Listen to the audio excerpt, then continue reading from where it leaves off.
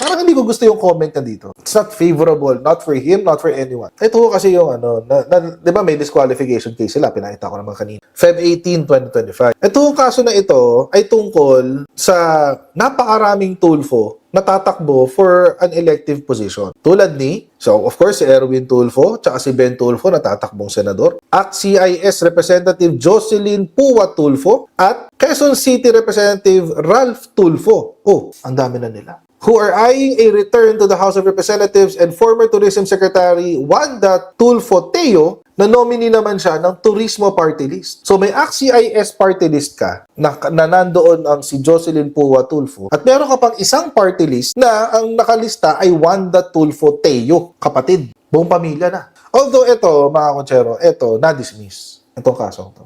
Erwin, Ben, and Wanda are siblings. Kasama pa si Rafi Tulfo dyan, so 4. While Jocelyn and Ralph are wife and son, respectively, of another Tulfo sibling, Rafi, who is an incumbent senator. So si ACT-CIS representative, at saka ito, itong dalawa, asawa at anak ni Rafi Tulfo. Habang tumatagal na turn off ako kay Tulfo, yung isa lang, si Erwin. Matagal na akong turn off kay Ben. Wala talaga ako respeto dyan sa kay Ben Tulfo, sa kay Rafi Tulfo. Pero nung naging DSWD Secretary si Erwin, parang sabi ko, kahit pa paano, merong isang good egg among the bad eggs. Kaso, mukhang hindi ko gusto itong nangyayari kay Erwin. I'm sure nabalitaan nyo na to. May mga angulo dito na feeling ko dapat medyo linawin ng konti.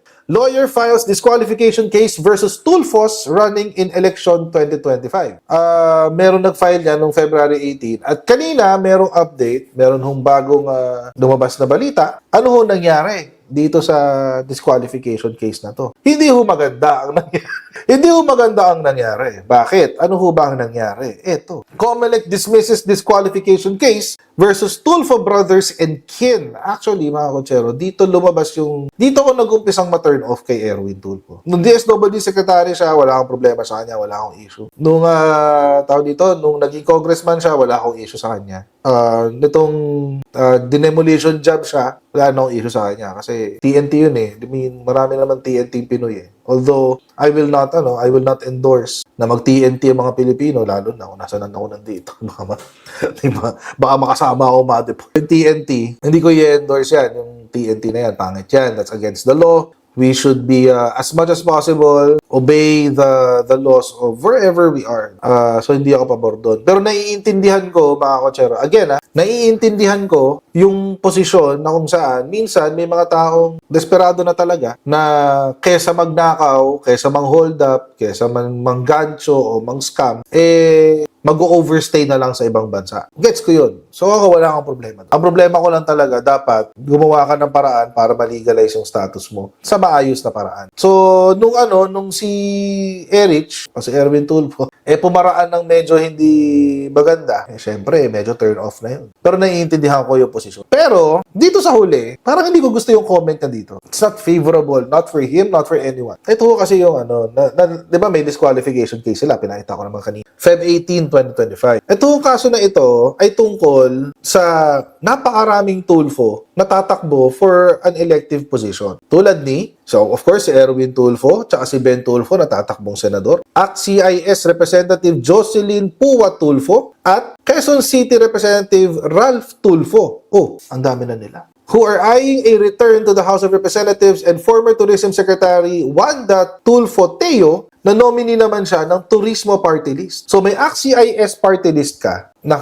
nandoon ang si Jocelyn Puwa Tulfo, at meron ka pang isang party list na ang nakalista ay Wanda Tulfo Teo, kapatid, buong pamilya na. Although ito, mga konsyero, ito na-dismiss itong kasong to. Erwin, Ben, and Wanda are siblings. Kasama pa si Rafi Tulfo dyan, so 4. While Jocelyn and Ralph are wife and son, respectively, of another Tulfo sibling, Rafi, who is an incumbent senator. So si ACT-CIS representative, at saka ito, itong dalawa, asawa at anak ni Rafi Tulfo. Ayan na nga yung sinasabi ko. Kaya ako na-turn off. Kasi mga kotsero, nagulat ako dito sa statement ni Erwin Tulfo. Ngayon ko lang nabasa kasi dahil sa balita na na-dismiss yung kaso. Sabi ni Erwin Tulfo, sagot niya doon sa disqualification case, wala namang batas against it. Tulfo argued that until an enabling law banning political dynasty is enacted, nothing else can be done. Ang opinion ko po, Ang opinion po ng Korte Suprema doon ay yung sinasabi po na wala pang enabling law. Unfortunately, hindi pa po kumikilos ang Kongreso at saka Senado. Yun po yung sinabi doon.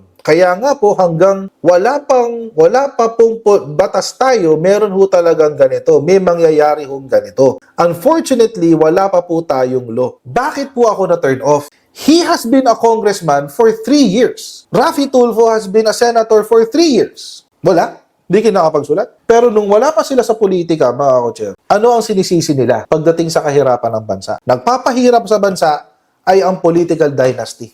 Tapos ngayon, tinetake advantage nila yun. Yung kakulangan ng batas sa political dynasty. Am I anti-political dynasty? Not necessarily. Ako nga, kung tutuusin, tanggalin na yung provision sa Constitution na yan.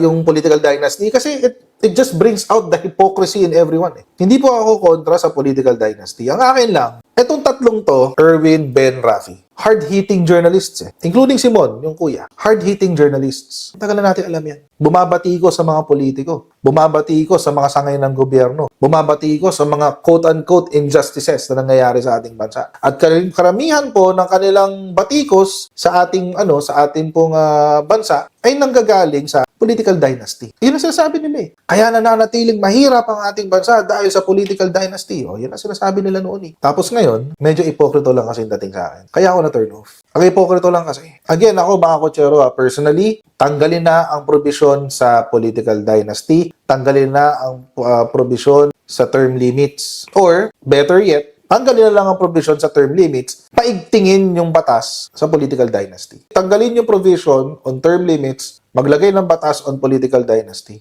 Mas maganda yun. Kasi, at least, isa lang.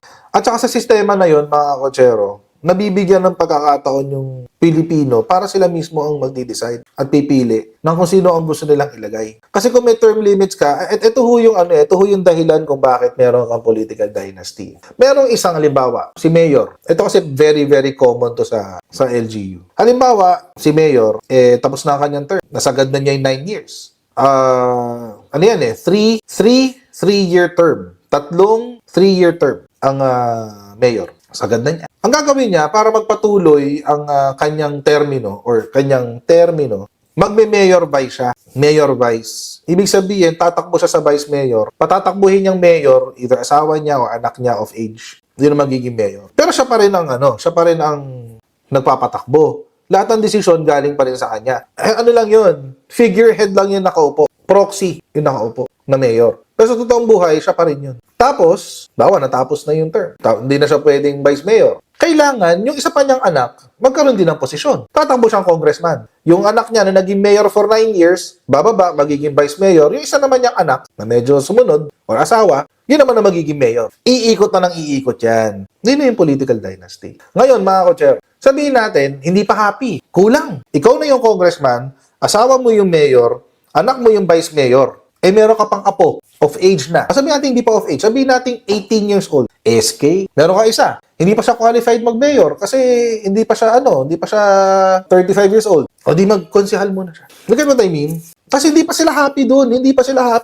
Gusto ko mag-national. Sabi ni Congressman, gusto ko mag-national. Ayoko na LGU. Kailangan ko ng entry point para sa national. Paano ako papasok? Party list. Tapos, yung nominees doon, mga kamag-anak ko rin, tsaka mga kaibigan ko. Ako yung first nominee. Halimbawa, gagawin ko yung style ni Guanzon, magtatago ako, hindi ako magno-nominee. Tapos, kapag nanalo na yung party list, magre-resign silang lahat, tapos ako papasok na nominee. O di ako yung nasa party list. I guess yung ibig kong sabihin, tapos tayong mga Pilipino, nagtataka tayo, bakit walang improvement?